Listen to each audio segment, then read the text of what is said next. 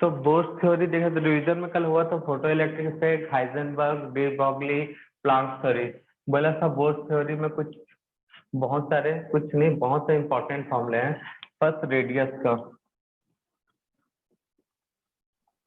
Radius of nth orbit.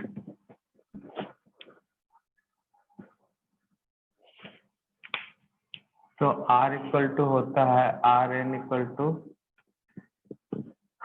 N square upon H square 4 pi square, N square upon H square 4 pi square, उसके बाद 4 pi square M K Z T square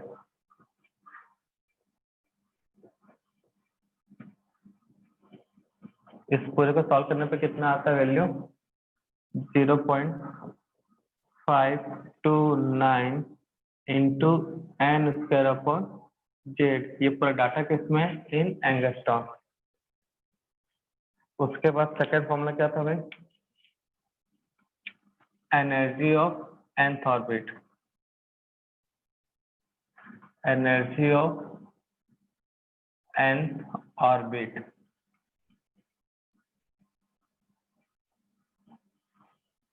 तो nth orbit का energy का formula है E N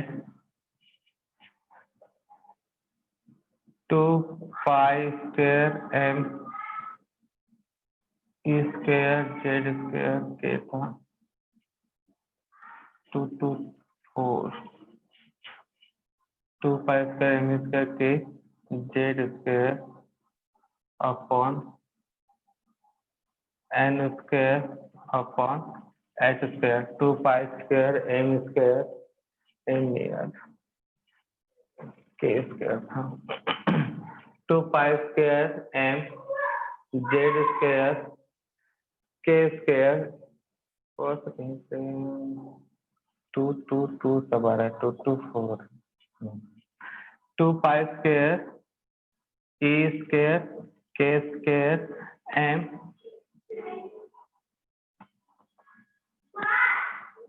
Z square था e to the power 4, ये था 2 to 4। 2 pi square Z square के square and e to the power 4 minus आगे sign. इस पूरे वैल्यू को सॉल्व करने पे क्या आता था -13.6 into Z square upon N square minus 13/12 Z square upon N square 3 13 6 यही था 13.6 एक्सक्यूज मी कितना सर, था 3 13 6। हाँ बेटा वेटिंग रूम में कोई ओहो सर अभी तो फर्स्ट एनर्जी है ऑफ ना। बेटा माइक म्यूट कर लो। हाँ यही है energy of nth orbit e n equal to energy of nth orbit 2 pi square Z square के square m into e to the power 4 n square upon H square. तो जिस पूरे को सॉल्व करने पे 13.6 13/12 3 13 6 मतलब 313.6 ये यूनिट क्या था इलेक्ट्रॉन वोल्ट पर एटम। ये क्या था किलो जूल पर मोल, किलो कैलोरी पर मोल। तो ये कुछ फॉर्मूलेस हैं एनर्जी के। सर माइक नोट रखो। हाँ सर बोलो जूल का भी एक था, क्या जूल पर एटम का भी था। जूल का भी था एक।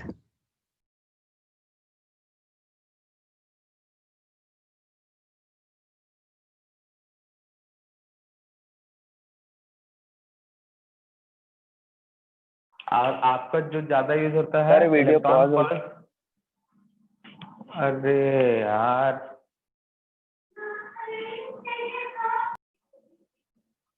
तो energy of nth orbit radius, ये फॉर्मूले कुछ जो फॉर्मूले छूटे हैं वो कवर कर लोगे भाई। तो radius of nth orbit, energy of nth orbit, और उसके बाद ये था orbiter angular, sorry, angular momentum of electron, orbiter angular नहीं।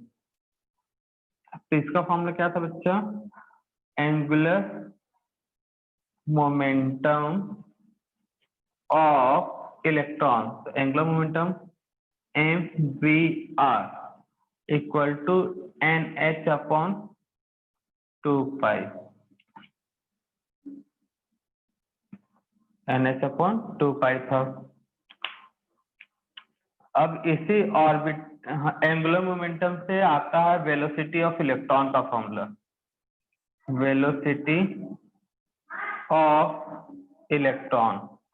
तो कई लोग क्वेश्चन ये आता है तो सर ये फॉर्मूला बना नहीं है, बताया नहीं है, तो बेटा ये क्या है? v मतलब वेलोसिटी है, तो यहीं से तो बना है इसका फॉर्मूला। तो velocity of electron is equal to v N H upon 2 pi mr। Note down करो इतना जल्दी से, जिसको स्क्रीनशॉट लेना है ले लो, बाद में मत बोलना सर स्क्रीनशॉट चाहिए। कर लिया नोट? Yes sir. तो ये 3 फॉर्मूले थे, 3 4 हो गए। लास्ट वाला वेलोसिटी ऑफ इलेक्ट्रॉन, तो एंगुलर मोमेंटम से बना है। अब कुछ नए चीज मिलने वाले हैं, जैसे ऑर्बिटल फ्रीक्वेंसी, ये फोर्थ ऑर्बिटल फ्रीक्वेंसी। कभी कभार बहुत कम चांसेस है कि इससे क्वेश्चन मिले, ठीक है ना, बट पता होना चाहिए। ऑर्बिटल फ्रीक्वेंसी, तो फ्रीक्वेंसी मतलब क्या होता है? कोई भी चीज पर सेकंड में रिपीट हो उसी को बोलते हैं ना फ्रीक्वेंसी। फ्रीक्वेंसी का जनरल डेफिनेशन देखा जाए तो क्या होता है भाई? कोई भी चीज 1 सेकंड में कितना रिवॉल्व करता है उसी को बोलते हैं क्या हम लोग? फ्रीक्वेंसी। तो नंबर ऑफ यहाँ पे है ऑर्बिटल फ्रीक्वेंसी मतलब number of revolution Revo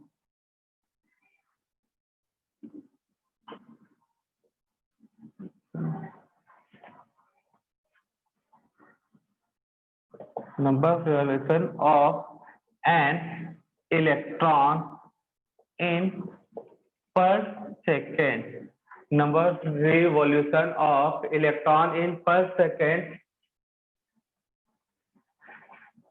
in subcell is called orbital frequency, is called orbital frequency।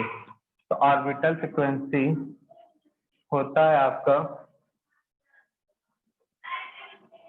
number of revolution of an electron in per second in subcell is called orbital frequency। So velocity of electron divided by circumference, तो ये value होगा velocity के लिए v, circumference के लिए क्या होता है? सर्कल का या फिर स्फीयर का 2 पाई r, और 2 पाई r से फिर इसका वेलोसिटी, ये सब वैल्यू डालोगे m, वेलोसिटी वाला फॉर्मूला mvr 2 पाई r सर्कमफ्रेंस, ये सब डाल के सॉल्व करोगे तो आपको यहाँ पे वैल्यू आता है Z square upon n cube into 6.6 into 10⁻15 पर सेकेंड। तो ये आपको ऑर्बिटल फ्रीक्वेंसी का अल्टीमेट ये फॉर्मूला याद रखना है।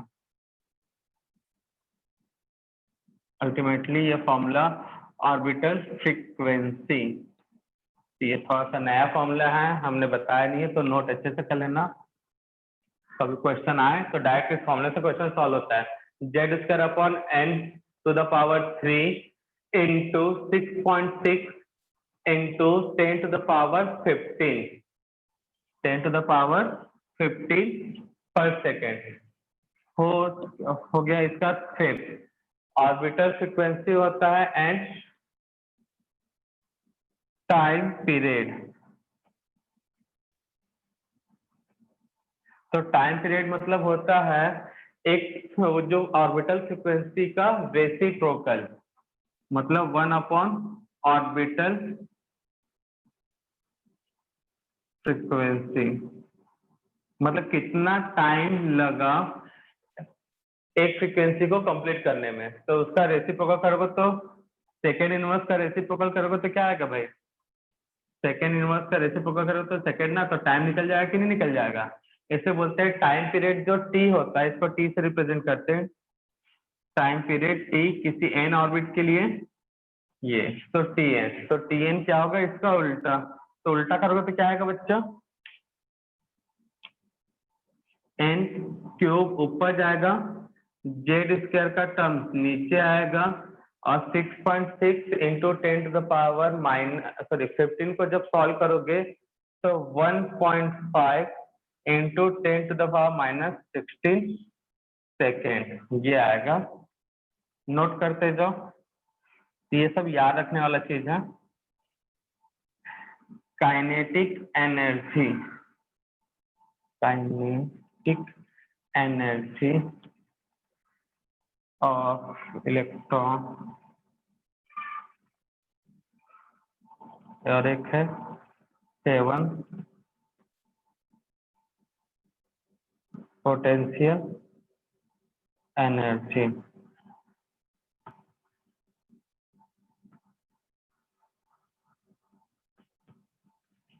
तो काइनेटिक एनर्जी का फॉर्मूला नोट कर लेना, 13.6 Z square upon N square electron volt, और ये इसका डबल लेकिन नेगेटिव में। तो 13.6 का डबल कितना होगा, almost equal to 27.2 Z square upon N square electron volt. तो काइनेटिक एनर्जी के एंड पोटेंशियल एनर्जी पी, इन दोनों के बीच क्या होगा relation, relation between kinetic energy and potential energy. तो ये डबल दिख रहा है ना भाई, तो potential energy equal to 2 times of kinetic energy. कभी कभी ये भी फॉर्मूला यूज होता है, नोट डाउन करो बच्चा जल्दी से। बोर थ्योरी में orbital frequency, time period, kinetic energy, potential, ये कुछ फॉर्मूले नए हैं। तो ऑर्बिटल फ्रीक्वेंसी में होता है number of revolution of an electron in per second in subshell is called orbital frequency, velocity upon circumference. ये पूरे कई बार वेलोसिटी डायरेक्ट दिया है तो कोई दिक्कत वाली बात नहीं है, इसको रख दो। तो ये पूरे को सॉल्व करने पे Z square upon N cube आता है 6.6 इंटू 10⁻15 पर सेकेंड। टाइम पीरियड पूछा है तो टाइम पूछा तो सेकंड इनवर्स को क्या कर दो उल्टा, तो टाइम मिल जाएगा, इसलिए ऑर्बिटल फ्रीक्वेंसी का रेसिप्रोकल। तो इससे ये फॉर्मूला बनेगा। काइनेटिक एनर्जी का फॉर्मूला ये, पोटेंशियल एनर्जी का डबल होता है बट नेगेटिव साइन के साथ, इसलिए रिलेशन होगा potential energy equal to 2 times of kinetic energy. इसको जल्दी से नोट डाउन कर लो बच्चों। एटॉमिक मॉडल में बस यही थे फॉर्मूले, मतलब बोर थ्योरी में, बोर थ्योरी के बाद इसके एप्लीकेशन में थे, वो भी किसमें, हाइड्रोजन स्पेक्ट्रा। अच्छा बोर थ्योरी में एक चीज और बताना था भाई, ये किसके लिए एप्लीकेबल होता है भाई, हाइड्रोजन। तो ये नोट करना भाई, नोट के अंदर हाइड्रोजन। वेरी गुड बच्चा। It is used for hydrogen and hydrogen like species. कौन कौन से थे बेटा यहाँ पे hydrogen like species, helium, lithium 2+, beryllium 3+। हाँ example of hydrogen like species, ये याद रखने वाला चीज है। Helium plus helium, lithium, beryllium, तो 2 इलेक्ट्रॉन होता है हीलियम के पास, इसलिए 1 पॉजिटिव चार्ज, लिथियम के पास 3 इलेक्ट्रॉन इसलिए 2 पॉजिटिव, बेरिलियम के पास 4 होता है इसलिए 3 पॉजिटिव। इस तरह से बहुत सारा बना सकते हो। अब उसके बाद हाइड्रोजन स्पेक्ट्रा, ये था ना हाइड्रोजन स्पेक्ट्रा। तो हाइड्रोजन स्पेक्ट्रा में हमने क्या देखा था भाई, फॉर्मूला वेव नंबर का। तो वेव नंबर कैसे निकालते हैं भाई,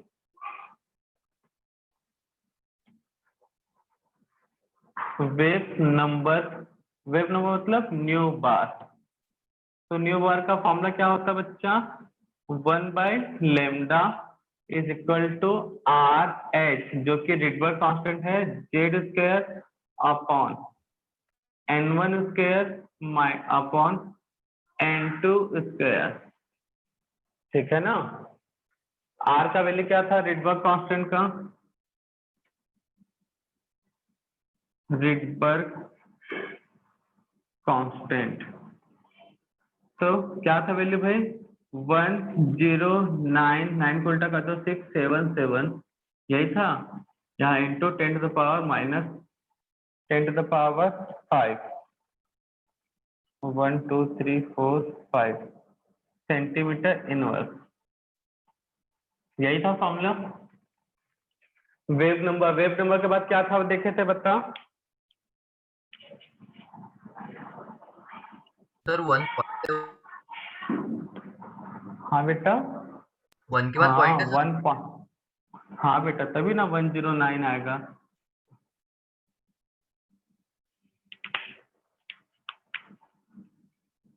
तो 1.09677 इंटू 10 टू द पावर 5, नहीं तो फिर 10 टू द पावर 5 नहीं करे तो 109667 ऐसा कर लो, वो भी सही है। 109677 सेंटीमीटर। तो ये था RH का।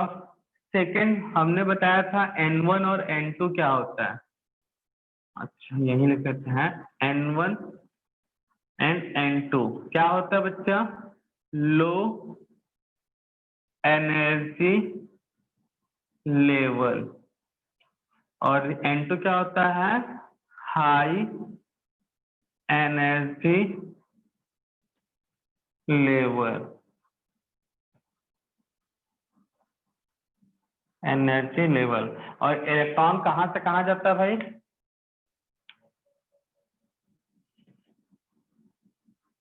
लो हाँ लो से हाई, लो से हाई, हट पागल, हाई से लो। हाई से लो। हाइड्रोजन स्पेक्ट्रा कब मिलता है, जब इलेक्ट्रॉन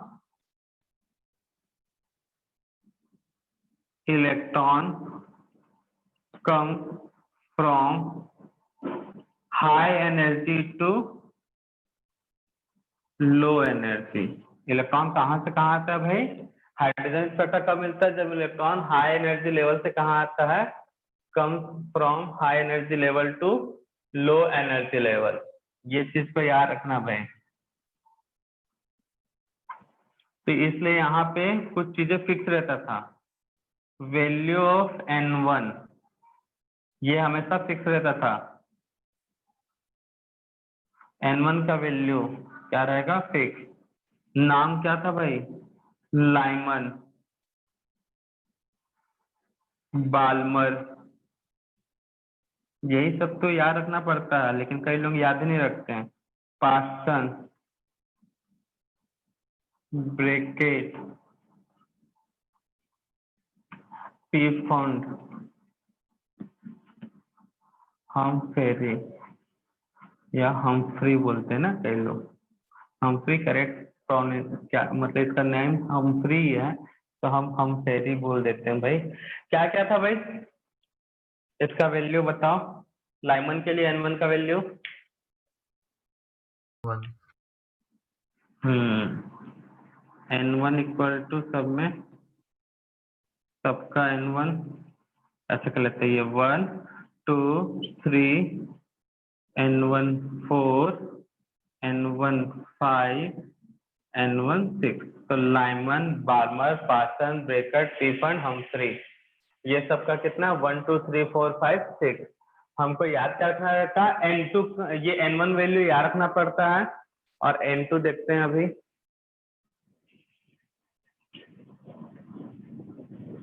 नेक्स्ट हम लोग डिस्कस कर सकते हैं N2 का वैल्यू। तो N2 कैसे निकाला जाता है बच्चा? क्वेश्चन में हिडन इंफॉर्मेशन दिया होगा N2 के बारे में। वैल्यू ऑफ N2, वहां पे कुछ टर्म्स यूज करता है, या डायरेक्टली गिवन होगा या फिर कुछ टर्म्स। कौन सा? Alpha line, beta line, gamma line और डेल्टा लाइन। तो अल्फा लाइन को ही हम लोग क्या बोलते हैं? फर्स्ट, सेकेंड, बीटा लाइन को सेकेंड सीरीज, गामा को थर्ड, और इसको क्या बोलते हैं? फोर्थ। फर्स्ट लाइन या first series, second series, third series और फोर्थ सीरीज।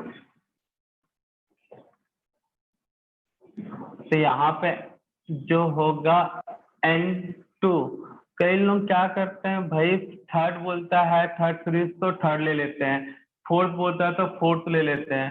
अरे नहीं भाई, N2 का वैल्यू यहाँ पे N1 में +1 है, N1 में +2 है, N1 में +3 है, N1 में +4 है, ये होता है। तो कई लोग करते हैं क्या है, N2 सेकेंड बोला तो N2 2 ले लेंगे, N2 बोला है थर्ड सीरीज तो थर्ड ले लेंगे। तो ऐसा नहीं है, N1 का जो भी वैल्यू है उसमें वैसा लिया जाता है प्लस करके। तो N1 में +1 तो फर्स्ट लाइन मतलब अल्फा, N1 में 2 कर दिया प्लस, तो बीटा या फिर सेकेंड लाइन या सेकेंड सीरीज। तो इस तरह से value of N2 indirectly given होता है भाई। और हाईएस्ट एनर्जी ऑफ ट्रांजिशन पूछेगा, हाईएस्ट, कई बार हाईएस्ट और लोवेस्ट का रेशियो पूछता ना, हाईएस्ट एनर्जी ऑफ ट्रांजिशन। तो कौन से ट्रांजिशन में एनर्जी ज्यादा होगा ये पूछता है। और एक क्या पूछता है? Lowest energy of transition, lowest energy of transition, कौन से एनर्जी में ट्रांजिशन कम होता है? तो भैया हाईएस्ट एनर्जी कब होगा? जब गैप ज्यादा होगा। तो गैप ज्यादा है, बताइए इलेक्ट्रॉन कहां से आएगा भाई? इलेक्ट्रॉन कहां से आएगा? इन्फिनिटी से इंफिनिटी से। N1 पे आएगा किसी भी के लिए। लाइमन हुआ तो ये 1 होगा, बायमन हुआ तो 2। मतलब एनर्जी गैप किसके बीच में रहेगा? जो एनर्जी है वो इन्फिनिटी से N1 का रहेगा। और लोवेस्ट एनर्जी मतलब गैप जो रहेगा, एनर्जी डिफरेंस वो कम होगा। तो इलेक्ट्रॉन कहां से आएगा भाई? कहां से आएगा? N1 + 1 से, मतलब N1 से एक ज्यादा से कहां पे आएगा? N1 पे। मतलब इसका क्या हुआ? इलेक्ट्रॉन इन्फिनिटी से ना आके N1 + 1 से N1 पे आएगा। तो ये याद रखने वाला चीज है भाई। तो ये एनर्जी है, तो वेवलेंथ क्या होगा? Energy is inversely proportional to wavelength, यही होता है ना। तो हाईएस्ट वेवलेंथ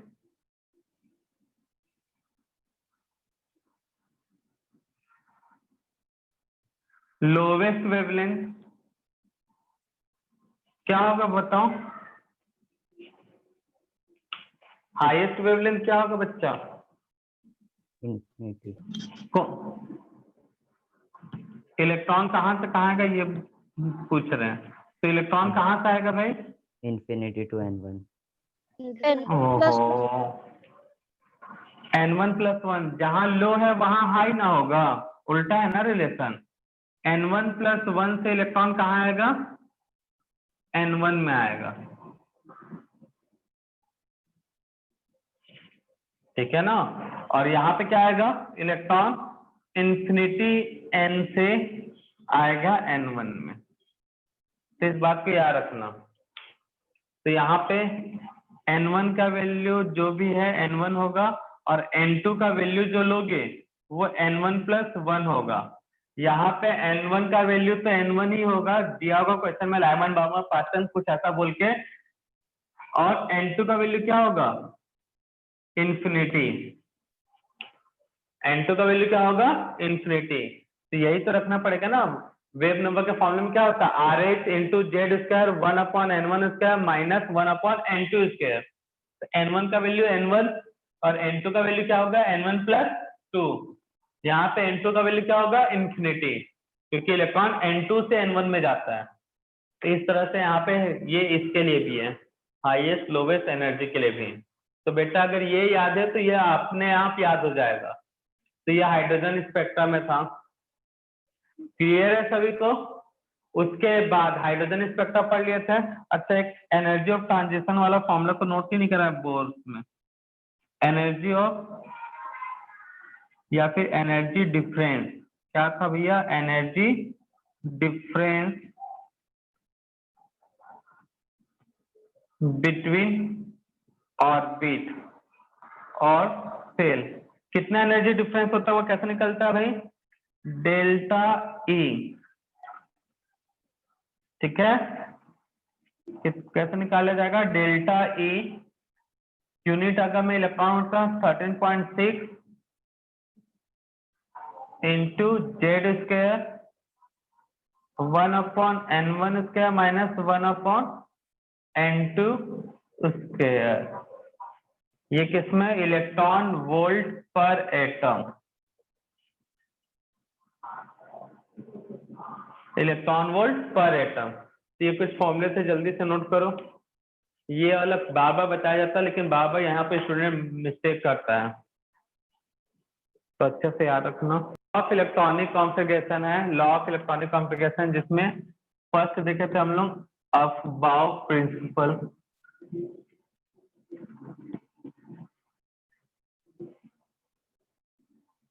तो अफबाउ प्रिंसिपल से ज्यादा कुछ तो पता नहीं चला, तो इसमें करेक्शन करके N+L रूल। N+L रूल क्या बताता है भाई?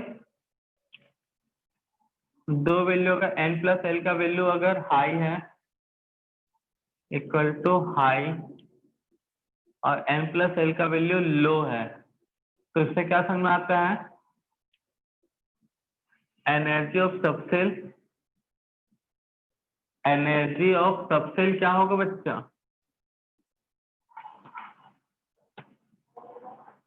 ओहो, बताओ जल्दी। लो। एनर्जी ऑफ सबसेल हाई है तो हाई, लो है तो लो। भूल जाते हो तुम लोग इतना तो जल्दी। भैया आमिर खान भी नहीं भूलता था गजनी पिक्चर में, जितना जल्दी तुम लोग भूलते हो। N+L का वैल्यू हाई तो एनर्जी हाई, लो तो लो। अब इलेक्ट्रॉन सबसे पहले किस में जाता है? Electron goes to, electron firstly goes to करते हैं, पहले किस में जाता है भाई? Low value of low energy N+1। सबसे। Low energy low of energy subshell to high energy subshell, यही है ना? तो यही था Aufbau principle. Electron firstly goes to low energy subshell to high energy subshell. और जब N+L का वैल्यू सेम होता था तब क्या देखते थे? N का वैल्यू। किसका वैल्यू? N का वैल्यू। तो वो समझ जाना। तो electron firstly goes to low energy subshell to high energy subshell. तो थोड़ा सा फ्लो चार्ट में उसको बता दिया हूँ। सेकेंड, अच्छा, इससे energy, order of energy, order of energy of subshell. तो पहले इलेक्ट्रॉन किस में जाता है बच्चा? 1s 2s 2p 3s 3p 4s 3d। आप यहां तक याद रख लो। इतना में आपका 30 एलिमेंट मतलब कॉपर, हाँ, जिंक तक हो जाएगा कंप्लीट इलेक्ट्रॉनिक कॉन्फ़िगरेशन। कॉपर और क्रोमियम एक्सेप्शनल शो करते हैं। आगे भी ये बनाना चाहते तो बना लो। तो ये order of energy of subshell. उसके बाद क्या था भाई? कौन सा लॉ पढ़े थे? Hund's rule. हुंस law of maximum spin multiplicity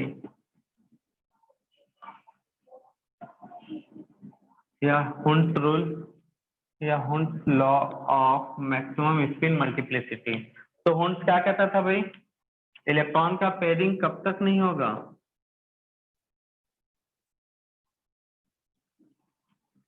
जब तक हर एक ऑर्बिटल में एक एक इलेक्ट्रॉन नहीं चल जाता। तो वो क्या बताया था भाई, first electron, second, third, fourth, 5, 6, first, second, third, fourth, 5, 6 इस पैटर्न में इलेक्ट्रॉन भरा जाता है। 4, 5, 6, फर्स्ट, सेकेंड, थर्ड, फोर्थ, 5, 6 इस पैटर्न में इलेक्ट्रॉन भरा जाता है। और सभी क्या, पहले इलेक्ट्रॉन सिंगल सिंगल जाता है, उसके बाद इलेक्ट्रॉन का क्या होता है, पेयरिंग। तो पूरे इलेक्ट्रॉन पहले हाफ क्लॉकवाइज हैं, तो पूरे का पूरे क्लॉकवाइज, फिर एंटी क्लॉकवाइज, या फिर इस तरह से पहला इलेक्ट्रॉन जैसा है बाद के इलेक्ट्रॉन भी ऐसे जाएंगे।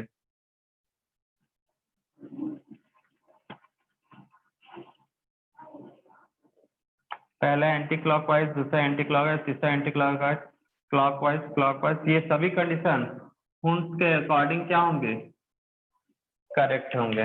करेक्ट।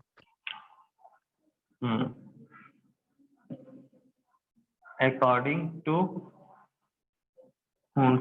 लेकिन एक रूल है जिसके अकॉर्डिंग यहाँ पे ये वाला और ये इनकरेक्ट है। कौन सा रूल है बताओ? Pauli's exclusion rule. Very good, poly exclusion principle. वो कहता है एक ऑर्बिटल में 2 इलेक्ट्रॉन है तो दोनों का स्पिन सेम नहीं होगा, ठीक है ना।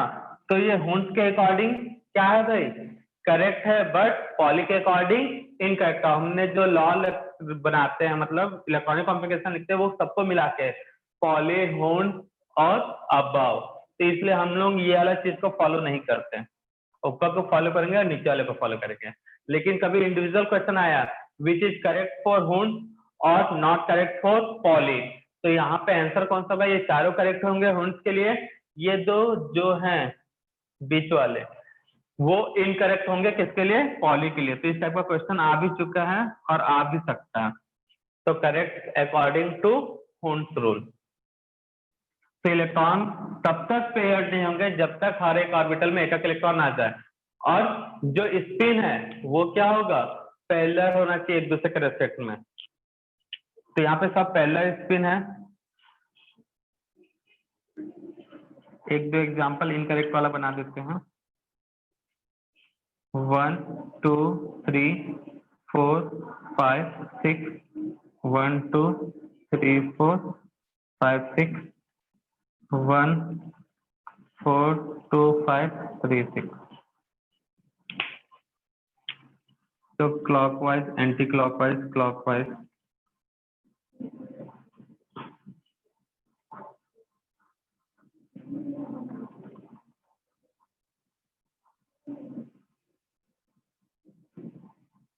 तो यहाँ पे ये तीनों क्या है भाई, इनकरेक्ट। पहला वाला क्यों इनकरेक्ट है, कोई मुझे बता सकता है क्या? सर वो जो फर्स्ट वाला इसमें फोर्थ वाला वो एक साथ नहीं है, मतलब वही पोजीशन। हाँ, स्पिन एक जैसा नहीं है। यहाँ देखो, यहाँ पैरेलल स्पिन नहीं है, तो पैरेलल स्पिन होता है इसमें, इसलिए। सेकंड वाला क्यों करेक्ट इनकरेक्ट है, क्योंकि पेयरिंग फर्स्ट बराबर। सेकंड इलेक्ट्रॉन एक ही बॉक्स होगा, पेयरिंग पहले हो गया, ठीक है ना, बाद में होना चाहिए था। थर्ड वाला क्यों है, क्योंकि यहाँ पे भी स्पिन कैसा नहीं है, पिन गलत है सर। पैरेलल नहीं है। हाँ। तो इनकरेक्ट, यही याद रखना चाहिए, यही याद रखने वाला चीज है, और स्टूडेंट इसी को भूल जाता है। अकॉर्डिंग टू होम, अब बाद में बोलते हैं सर हमने तो पढ़ा सब कुछ है लेकिन बनता नहीं क्वेश्चन। तो ये छोटे छोटे चीजें बाद में सरदर्दी बनते हैं भाई। तो नोट डाउन करो जल्दी से इसको।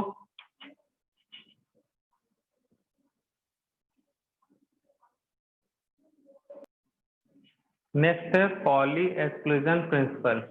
तो यहाँ पे 3-4 पॉसिबिलिटी बनाया हमने। तो पहला करेक्ट है, सेकंड इनकरेक्ट है, थर्ड भी इनकरेक्ट है, फोर्थ करेक्ट है। किसके अकॉर्डिंग? According to poly. क्यों भाई? यहाँ पे स्पिन क्या है?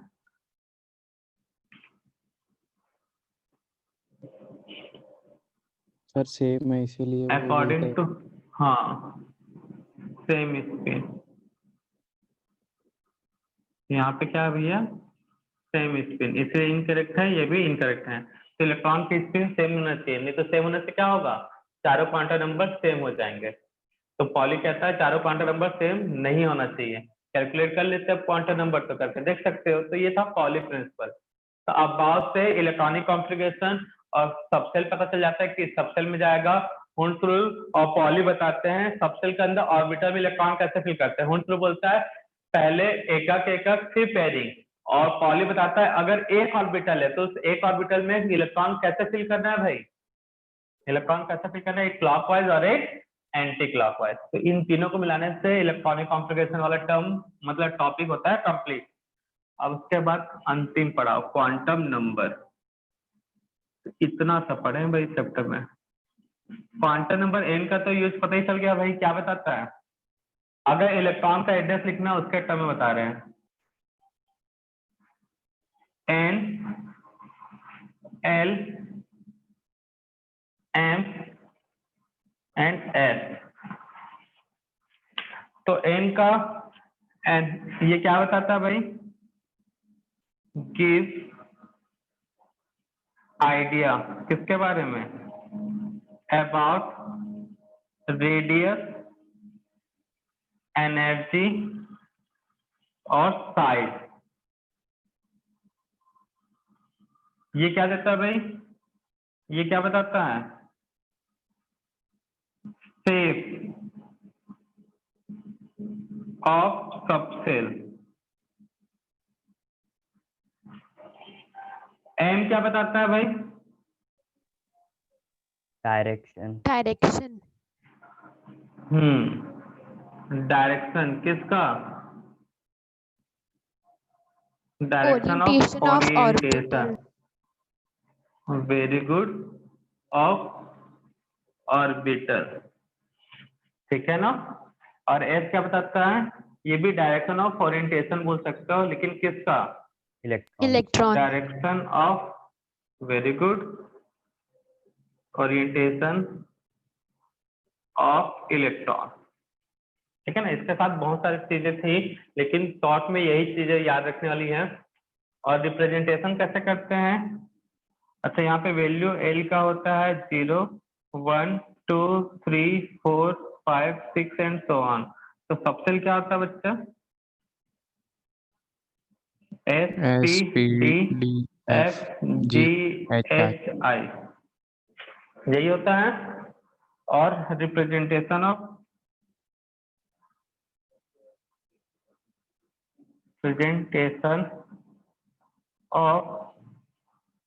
Electronic configuration by quantum number. कैसा होता है भाई? पहले n लिखा जाता है, उसके बाद l, और उसकी पावर में m और s वैल्यू। यही होता है ना? तो बस इस चैप्टर में काम की चीज इतनी थी, बाकी रेडियल नोड, एंगुलर नोड वो एक्स्ट्रा चीजें थी। तो इतना चीजें कर लोगे कि नहीं कर लोगे भाई संडे तक? इस संडे को टेस्ट है ना तुम्हारा? कर लेंगे सर। तो कल के, हाँ कर लेना बेटा। कल के क्लास में हम लोग क्वांटम नंबर से कुछ क्वेश्चन सॉल्व करने वाले हैं। कल भी यही चैप्टर चलेगा, ठीक है ना? आने वाले 2-3 दिन में यही चैप्टर चलेगा, ठीक है? उसके बाद नेक्स्ट चैप्टर स्टार्ट करेंगे। क्वांटम नंबर का भी क्वेश्चन अच्छे से हुए नहीं है तो कुछ दिक्कत होगा, तो कुछ अलग अलग तरीके के क्वेश्चन सॉल्व करेंगे क्लास में। आज के लिए बस इतना ही करते हैं, ठीक है ना बच्चा लोग? किसी को कोई दुख दर्द, कोनो तकलीफ